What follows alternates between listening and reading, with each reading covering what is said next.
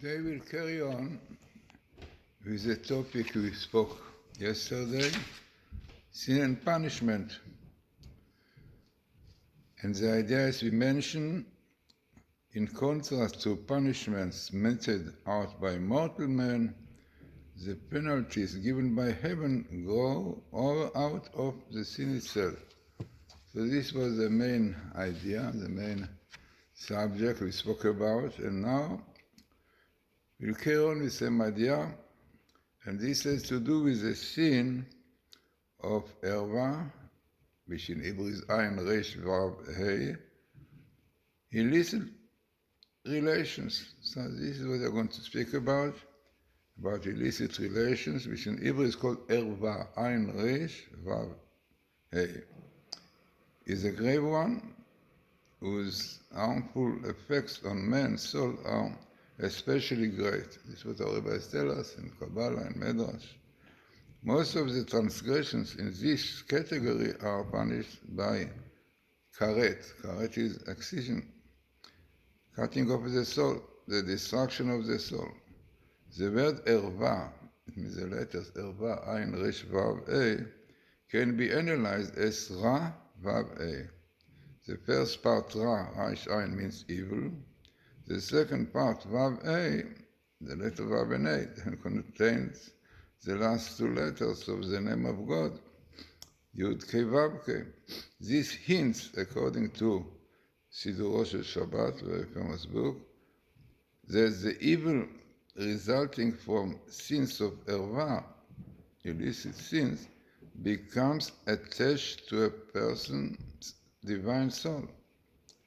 The same work explains why the evil of erva, Ayin Resh Vav A, relates particularly to the last two letters of God's name.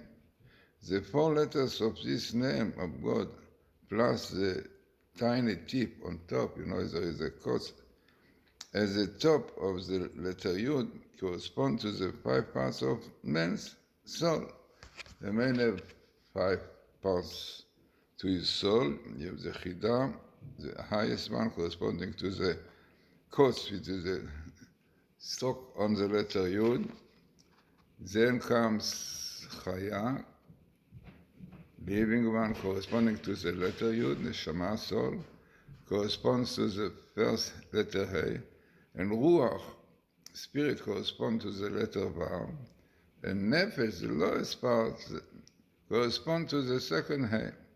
This also corresponds to the 5 senses, the 3 highest parts of the soul, which is Yechidah, Chaya and Shama, belong to very, very exalted levels, and evil cannot become attached to them at all. It can attach itself only to the Ruach in the heart and the Nefesh in the liver, which are on a lower levels. One might add that erva can also be analyzed as vav a. The first part, ayin resh, is the linguist root of the word, meaning to shake and to weaken. This teaches that this type of sin shakes and ruins the sanctity of man's ruach, which is a vav, and nefesh and hey, which is a soul. The letters of erva can also be arranged to the word aver, which is to cover, to make somebody blind, to blinds. This indicates that the one who commits the sin of nature, of this nature, the light, which is Or, Aleph Vav Resh, the holy Shekhinah, covered over the hidden, as we mentioned previously. Sin makes a person tameh. Tameh is spiritually impure. The effect of the state on the soul can be seen also from the fact that the letters of tameh, tet, mem, aleph, also spell autumn, a root meaning to block, to stop up. This teaches us that spiritual impurity, which is tumah, creates a blockage in man's channels of holiness, through which the divine life force would otherwise flow into the soul. The great commentator Chida says in his work, Pnei David reveals a further insight into the word tamei, impure, connecting the sin of eating forbidden foods. The Torah says, don't contaminate it yourself, which is don't make yourself tamei with them, so that you shall not become contaminated by them. The second appearance of the word contaminate in this verse is missing the letter Aleph. The Chida cites the Medrash Yalkut Reuven that explaining that the letter Aleph, representing understanding, like this Chokhmah Ulpam, knowledge of God, one who pollutes himself with forbidden foods, loses his understanding, knowledge. The word Tameh, the word contaminated, Tameh, can be analyzed as Mat Aleph, Memtet Aleph.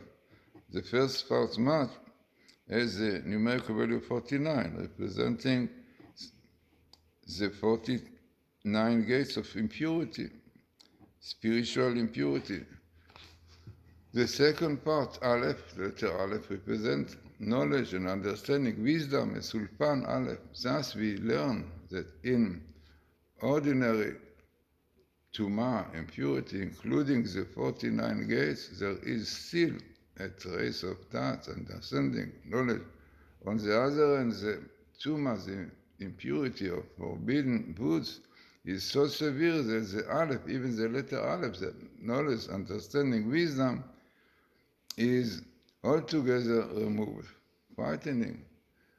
Now, what more you have the letter Tameh, impure, Tumah, the letter Memtet, and the letter Memtet of Tameh are the root of word mitmotet, which is to collapse. Mitmotet, collapse. So, what is the idea? That the impurity, man comes to a status of collapsing, this was condition of the children of Israel in Egypt. If God had not taken them out, they would have fallen irretrievably. I mean, the 50th gate, if one falls into it, cannot come out. God forbid into the 15th gate, where there is no knowledge, no understanding at all. So the danger is no hope.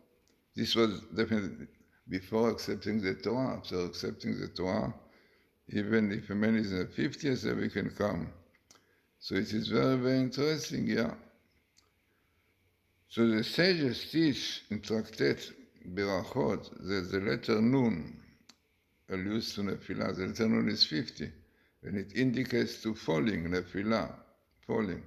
It is possible to explain that this in terms of the fact that the numerical value of Nun, which is 50, that constitutes a complete and irreversible fall. So, amazing to see how behind the Hebrew letters you have everything. You take the letter Tameh, which also comes a numerical value of 50, yeah?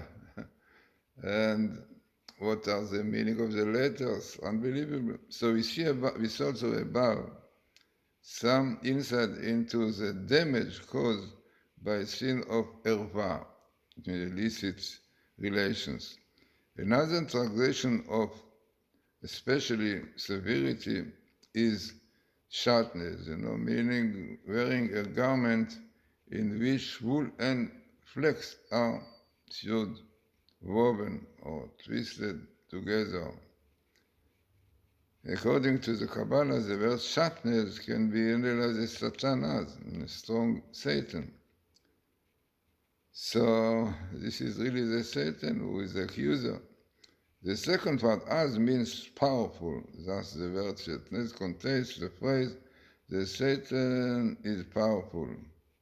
This indicates that this sin brings great calamities upon the world.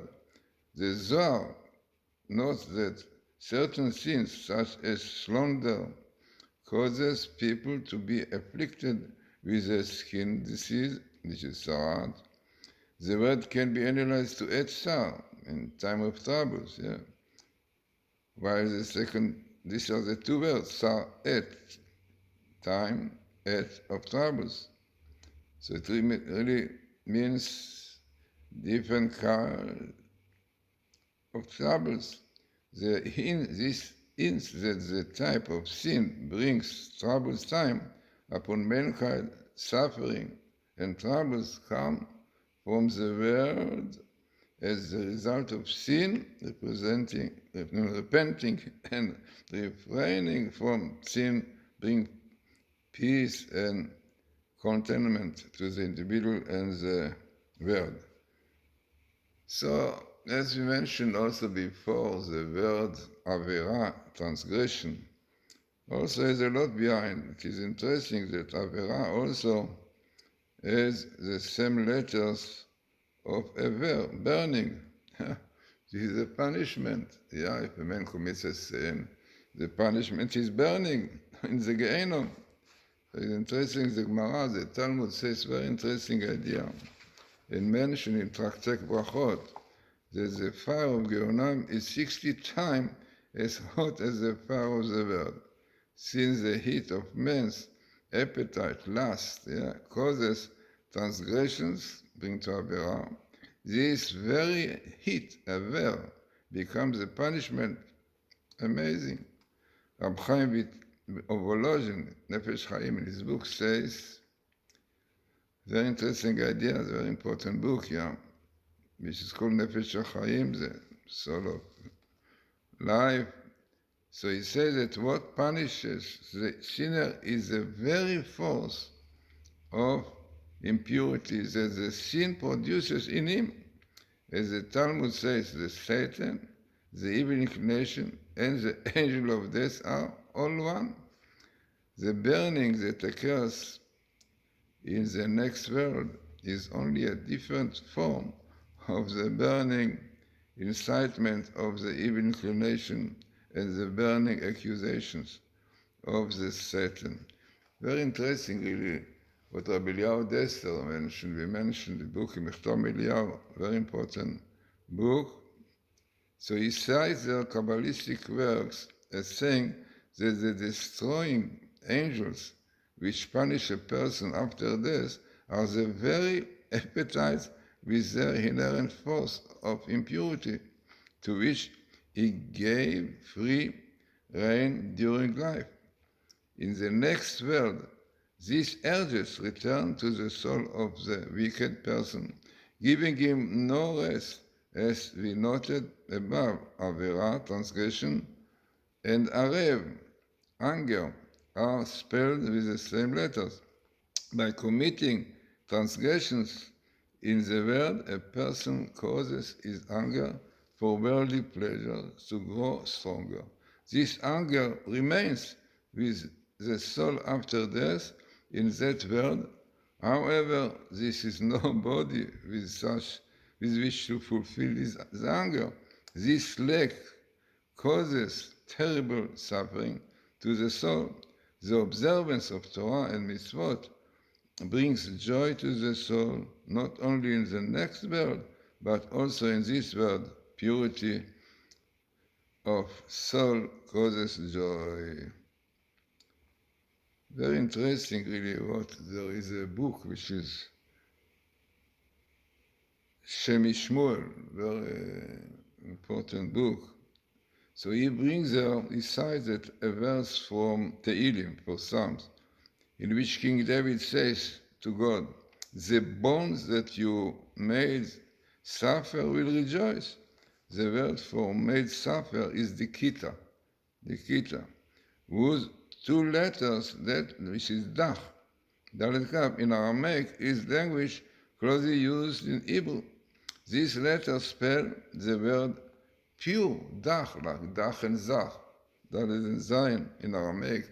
Dalet is like zach in Hebrew. So pure. Moreover, the letter dalet and zayin belong to the same phonetic group, as we said, introduction. And many parts of words which are identical except for these two letters, have meaning. So it is amazing, as we say, that the word dikita, right, which meaning to make suffer or made pure, goes together. With the suffering, this is like refine the spirit. So purifying the soul and going in the way of Torah brings a person exaltation and joy. On the other hand, if one violates the commandments of the Torah and contaminates his soul, his portion will be depression and sadness. This can be seen from the word etzev in Hebrew. Etzev is sadness, whose common meaning is sadness. However, this same word can also mean sin, as in the verse, see whether the ways of Betza, to do something wrong. See whether the ways of sin are in me. This is what is a verse. Moreover, it is sometimes used as synonym for idols, atzabim. The letters of Eseb also spell Betza, as we said, prophets, teaching that ill-gotten profits leads to sadness and pain in both this world and the world to come.